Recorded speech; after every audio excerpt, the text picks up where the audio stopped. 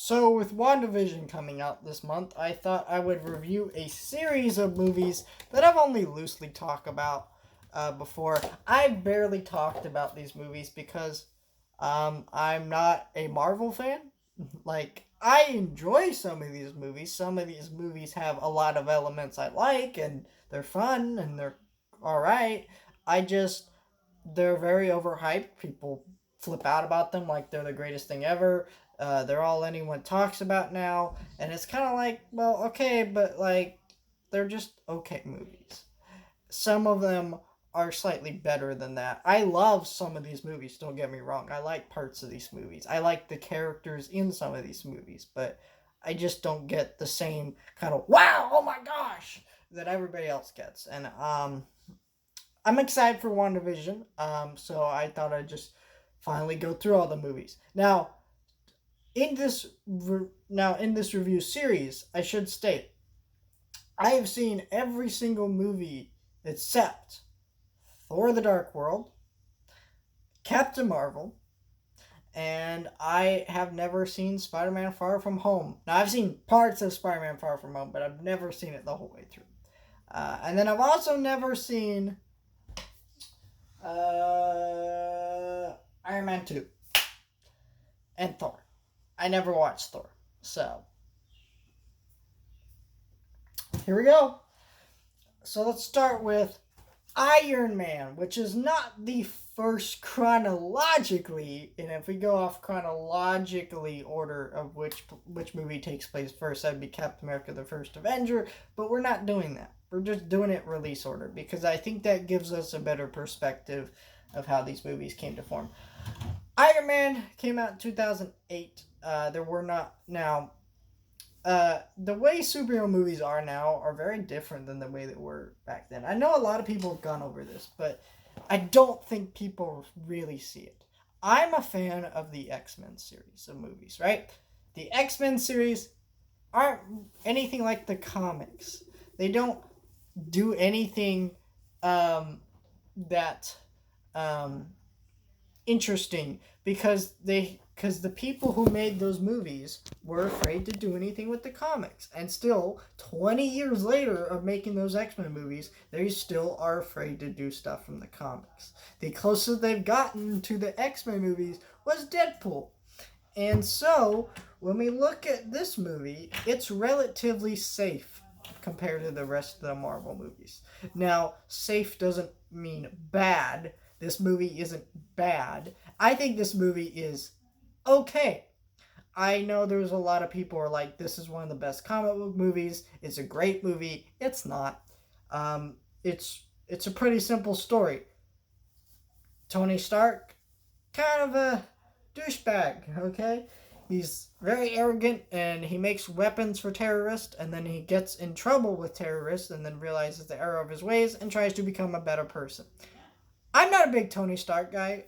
Frankly, every story I've read with Tony Stark in the comics has been him involved with other characters and him just making jokes at the wrong time.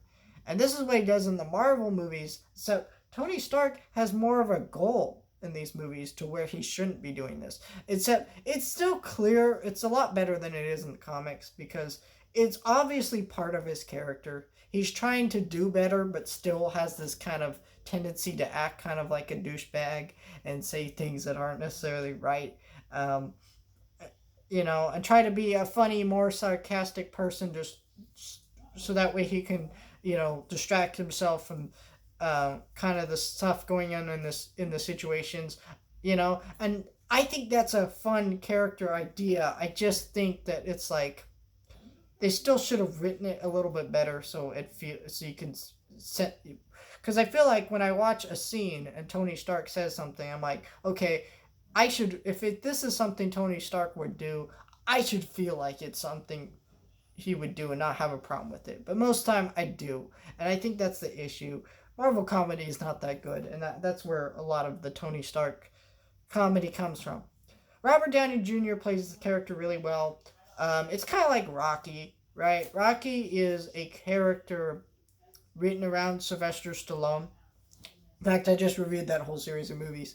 But when he was a washed-up actor, Rocky was a wash up and then brought him back into the groove of things. So they both rose to the top. And that's kind of what Iron Man did for Robert Downey Jr., and he plays the character really well. He doesn't play him as well as he does in other movies. He's okay in this movie. This movie is directed by Jon Favreau, and it's directed okay. You know, it's not one of his best, Jon Favreau's best movies. I would say probably his best movie is Chef. And if you haven't seen that movie, you should. And you know, there's not too much to say about this movie. It's just a fun origin story. There's not. It's shot kind of bland. But that's kind of all these first phase of Marvel movies because, from what I understand, the story here was that Kevin Feige made these movies relatively cheap, and this is going to become more of an issue when we get to the Avengers, but when he was making these movies pretty cheap, these movies weren't able to look that good or be that impressive because he had to keep it to a lower budget.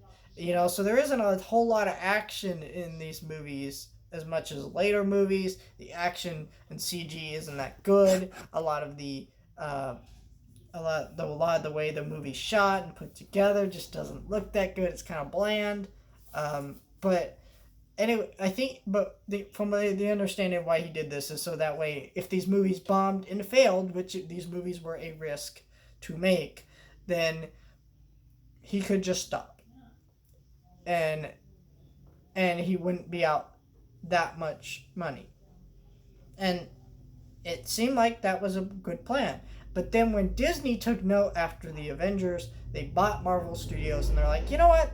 We'll give you more money to make these. But just that first Avengers movie was very poor looking for that reason. And I think that's a big issue with this, with the first phase of Marvel movies. It doesn't affect this one too bad. I think the villain in this movie, now this is a complaint with like almost all Marvel movies, the villain sucks.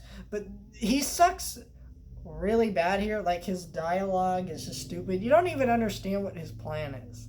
Like, I get his plan, I understand what it is, but then there's like a part where he picks up a car of a family and tries to kill them. It's like, you're trying to steal Tony Stark's technology, okay?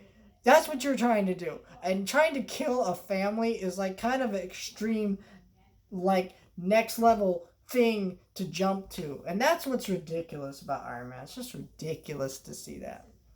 And yeah, I can't get behind that character motivation. It's just really dumb. I'm sorry, it's just dumb. And it's you know, and he, like, I think it's cool you want to have a villain that wants to steal Tony's technology. That's actually like a good idea for a Marvel villain that Tony would fight.